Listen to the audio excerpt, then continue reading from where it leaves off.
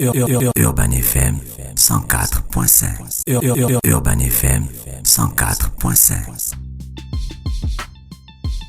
Vous êtes sur les 104.5 Urban FM, on est avec Elvis. Elvis, bonjour. Bonjour Dafresh. Comment tu vas ce matin? Ça va bien? Il y a la forme. Il y a la forme. Et le week-end? Le week-end s'est bien passé. Tu étais aux côtés de... Tu étais en... Dimanche, j'ai vu tes photos, tu étais entre nos bars. Ouais, on était entre nos bars. Il y a le frangin qui allait faire une performance de taille là-bas. L'homme s'appelle J-Respect. Mais bon, pour moi, c'est le meilleur chanteur R&B du pays, quoi. C'est mon point de vue. Bon, maintenant, après, chacun peut penser ce qu'il veut, mais pour moi, c'est le meilleur. D'accord, ok. Tu as apprécié la prestation? Ouais, elle était de taille. Bon, même si après, je déplore un peu le matériel, parce que pour les chanteurs, lorsque le micro n'est pas bien réglé, il est obligé à chaque fois de pousser la voix, quoi. Et puis du coup, durant le show, la gorge peut faire mal. Donc le micro n'était pas très très bien réglé. Et puis les baffles aussi, c'était pas ça. Bon, j'espère qu'ils vont améliorer on va dire quoi, ce matériel technique, parce que s'ils offrent une plateforme comme ça aux artistes, ça veut dire que derrière, le matériel doit suivre. D'accord, ok. On parle de sport ce matin. Oui, on parle de sport ce matin. On va d'abord parler de tennis. On parle de Rafael Nadal qui a remporté son 91e titre. Il a remporté l'ATP 500 de Acapulco, si je prononce bien. Et du coup, comme je l'avais annoncé la semaine dernière, depuis pratiquement 18 ans, les numéros 1 mondial, c'était, on va dire quoi, le top 4, Rafael Nadal, Djokovic, Roger Federer et Andy Murray. Mais pour cette année 2022, on va parler du 28 février 2022, bon, ça a changé depuis 18 ans. Là maintenant, on a le numéro 1 qui est le Russe Medvedev. Le numéro 2, c'est maintenant Djokovic. Et Rafael Nadal est à la 3e place. Donc, c'est dire que c'est tout un bouleversement là. Et est-ce que Djokovic va rattraper son niveau? Parce qu'on sait déjà qu'il n'est pas vacciné. Et il y a certains pays qui n'acceptent pas des sportifs non vaccinés. Bon, il a pu participer à l'Open de Dubaï. Il suffit de présenter son test PCR. Dès qu'il est négatif, tu peux participer. Mais il y a d'autres pays tels que l'Australie où il a été pratiquement chassé parce qu'il n'avait pas son vaccin, il n'a pas pu participer. Et il y a aussi l'Open des États-Unis qui va arriver, donc peut-être il ne va pas participer parce que du côté des États-Unis, pour les sportifs qui reviennent d'autres pays, il faut être vacciné. Bon, après, ce n'est pas dans tout le pays, il y a des États où on accepte les non-vaccinés, il y a d'autres États où on oblige pour les sportifs d'être vaccinés. Donc, c'était là pour le tennis. On va parler du judo mondial. La Fédération internationale de judo va organiser 7 compétitions à travers le monde.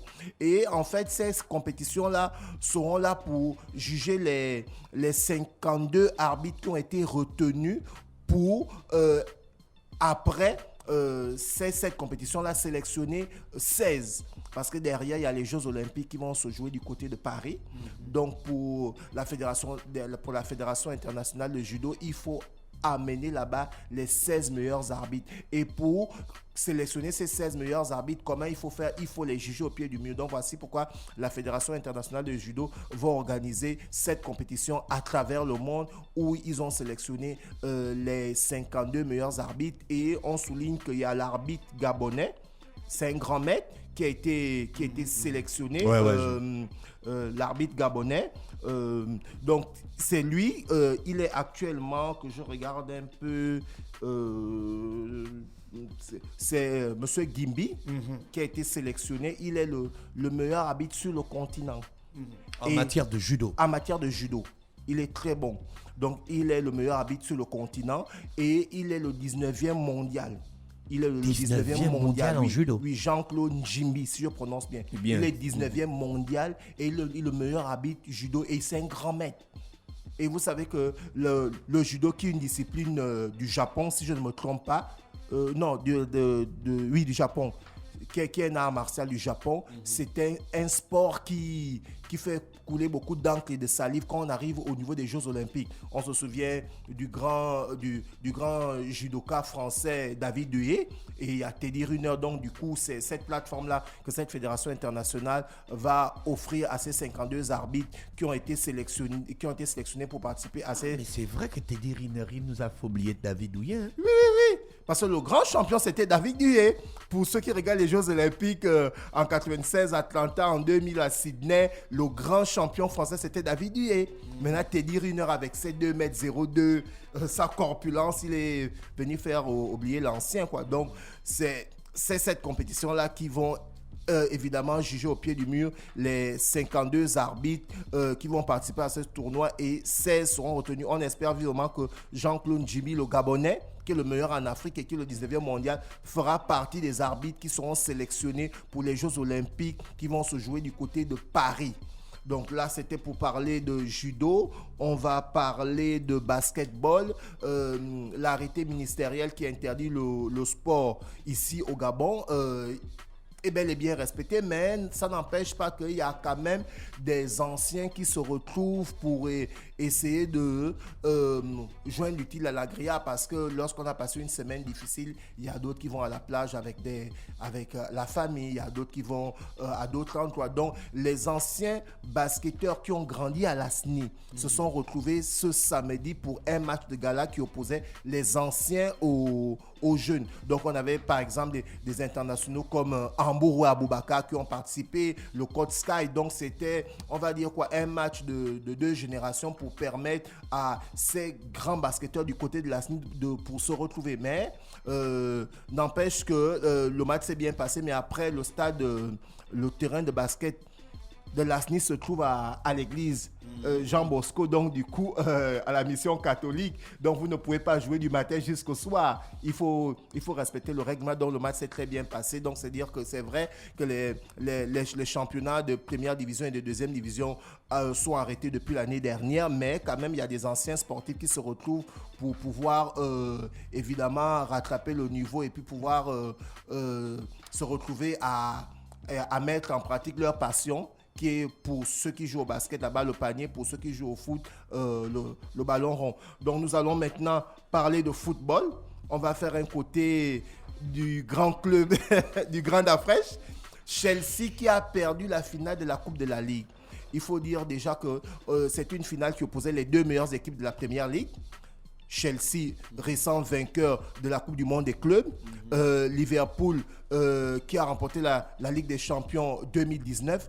Donc, c'est une finale qui a non seulement permis à ce que les spectateurs puissent vraiment... Comment je peux le souligner? Il y a 3 buts qui ont été refusés. Donc, du coup, ça a créé une frustration au niveau des supporters de Chelsea et d'autres de Liverpool.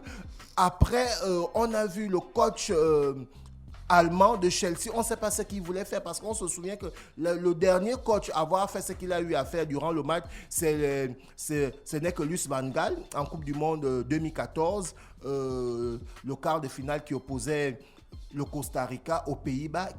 Luis Van Gaal avait fait sortir le gardien titulaire à 1 minute de la séance de tir au but pour faire rentrer Tim Krul, et ça avait payé parce que Tim Krul avait enlevé 2 tirs au but. Donc on s'est dit, est-ce que Tunnel a mesuré la conséquence? Parce que quand tu fais sortir le meilleur gardien du monde, Edouard Mendy, pour envoyer l'Espagnol Arribadje, et il arrive derrière.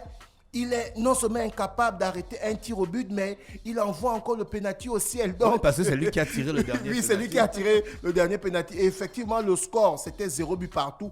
Malgré le fait que Sadio Mané a poussé.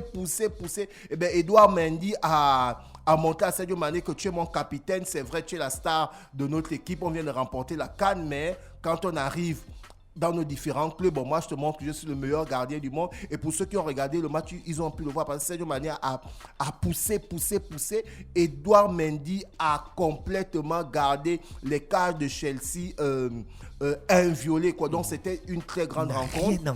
Il n'a rien encaissé. C'est une grande rencontre. Elle s'est soldée au tir au but. 11 tirs au but à 10. Bon, alors comment ça se passe? Lorsqu'on arrive à la séance des tirs au but, 5 joueurs sont choisis de part et d'autre.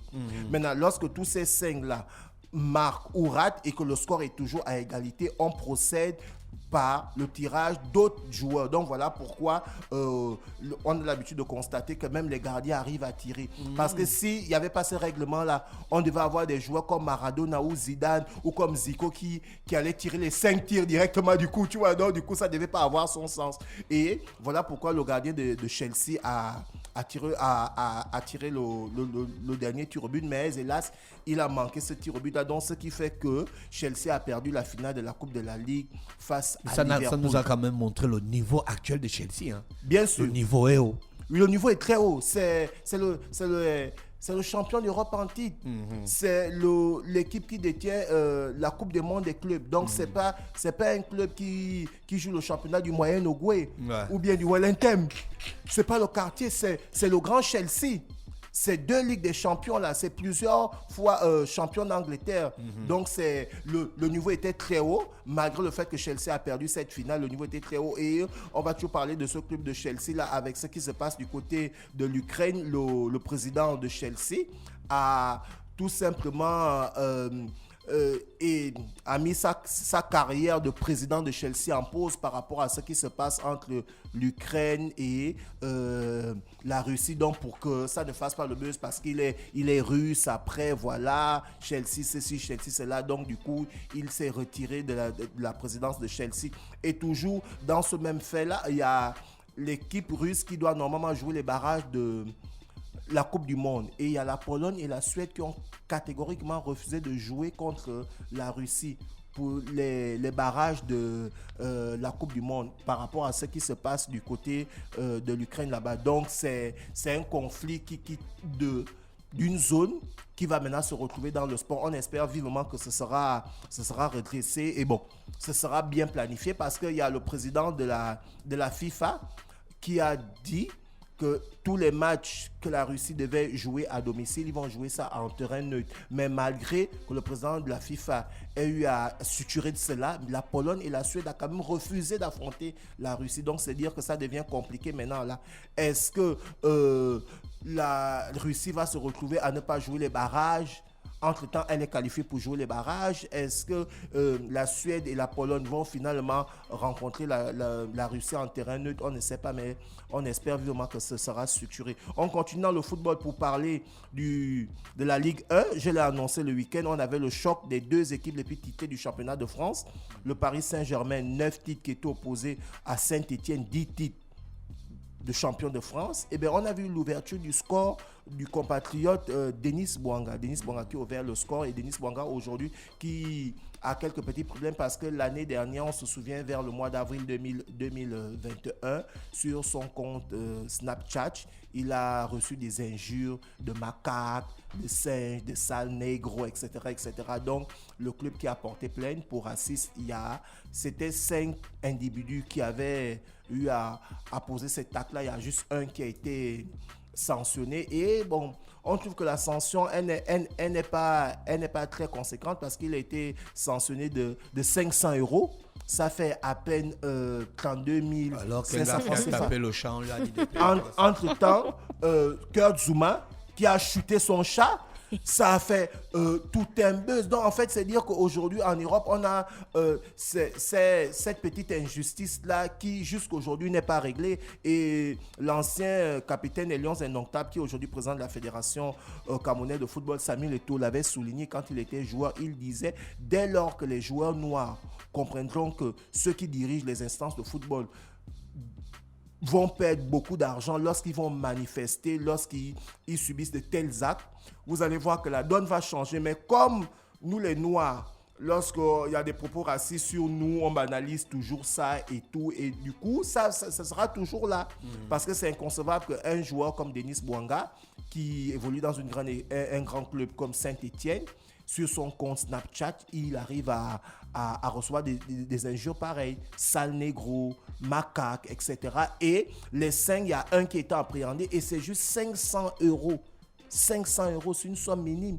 Il devait avoir au moins même 15 000 € d'amende et peut-être même une année de prison ferme pour montrer à tous ceux qui voudraient faire dans la, on va dire quoi, la même chose. que lorsqu'ils vont poser de tels actes, ils seront sévèrement sanctionnés. Mais quand on donne une amende de 500 euros, et c'est rien, quoi. Donc ça veut dire que ces personnes, ce type de personnes peuvent continuer à insulter les Noirs et il n'y aura jamais de vraies conséquences. Donc on reste dans le sport. Le Paris Saint-Germain s'est imposé 3-1 face à Saint-Etienne. Et on a le jeune Mbappé que j'avais annoncé qui est le futur ballon d'or, qui a égalé le record de Zlatan Ibrahimovic. Donc Mbappé qui a fait le doublé face à Saint-Etienne a marqué son 156e but et aujourd'hui il égale la grande star suédoise qui évolue du côté du Paris Saint-Germain au même nombre de buts et le meilleur buteur du Paris Saint-Germain ce n'est que Cavani avec 200 buts. Donc Mbappé aujourd'hui qui a retrouvé le nombre de buts de Zlatan, 156 buts. Et on espère vivement qu'il va battre ce record-là. Et nous les Parisiens, on espère vivement qu'il va pas aller au Real, qu'il va rester chez nous. Et on va parler du capitaine des Panthères du Gabon pour terminer, Pierre-Emerick Aubameyang. On se disait qu'après qu'il soit écarté d'Arsenal Football Club depuis le 3 décembre dernier, Aubameyang n'allait plus rattraper son niveau. Mais c'était une mauvaise façon de penser pour le capitaine des Panthères du Gabon parce qu'aujourd'hui, Pierre-Emerick Aubameyang, qui est parti au FC Barcelone à la petite porte, a ramené en ce moment le FC Barcelone à la 4e place. Donc, si le championnat espagnol s'arrête aujourd'hui, le FC Barcelone est qualifié pour la Ligue des Champions parce qu'ils sont 4e. Non, le FC Barcelone qui a écrasé l'Athletic Bilbao 4-0. Et Pierre-Emerick, une fois de plus, pour sa deuxième titularisation, il a marqué. Donc, c'est dire aujourd'hui que le gars est vraiment un compétiteur parce qu'on avait souligné ici que Pierre-Emerick qui avait un salaire pratiquement de 20 millions d'euros annuels à Arsenal, il a été écarté pendant 2 mois et il a jugé utile qu'il reste sportif, donc il ne va pas rester à Arsenal pour continuer à prendre son salaire. Il préfère aller dans un club où il va continuer à jouer. Donc en allant au FC Barcelone, il a baissé son salaire et il a retrouvé son niveau. Donc aujourd'hui, on peut être fier du Gabonais parce qu'aujourd'hui, il aligne les performances. Et il faut aussi souligner que Barcelone, c'est vrai, aujourd'hui, le FC Barcelone est éliminé de la Ligue des Champions et qualifié pour les 8e de finale de l'Europa League, c'est vrai, mais ça reste quand même le FC Barcelone. C'est un grand club. Il a combien de buts c'est 3 matchs, non? Actuellement, sur 3 matchs, il a 5 buts. 2 buts il a 5 buts, je pense. Oui, 4 buts en Liga et 1 but en Europa League. Donc aujourd'hui, Aubameyang, on peut pratiquement dire qu'il a rattrapé son niveau et on espère que d'ici l'année prochaine, il sera encore meilleur buteur de la Liga comme il a fait en Angleterre en 2020 où il était... En 2019-2020 où il était meilleur buteur avec Mané et Salah et en 2017 où il était meilleur buteur devant Lewandowski au Borussia Dortmund. Merci Elvis pour le sport ce matin sur les 104.5 Urban FM, la station urbaine dans le Da Fresh Morning. Restez connectés dans notre émission. On se retrouve dans quelques minutes. Urban FM 104.5.